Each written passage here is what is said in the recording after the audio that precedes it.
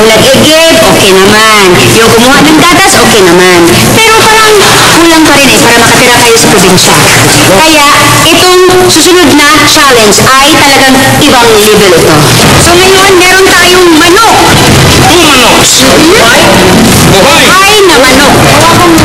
Ang mangyayari dyan, kayo mismo ang titikok dyan sa manokon. Una, igilitan. Pagkatapos, pag wala ng buhay ang mga manok na yan, ilublob sa mainit na tubig. Pagkatapos ilublob sa mainit na tubig yan, tanggalan ng lahat ng balahibo niya. Pagkatanggal ng lahat ng balahibo niya, para maging grease chicken siya, bibilisan natin ng mga damit nito. Ako ang mag-judge kung talagang maganda ang pagkabihis sa manok.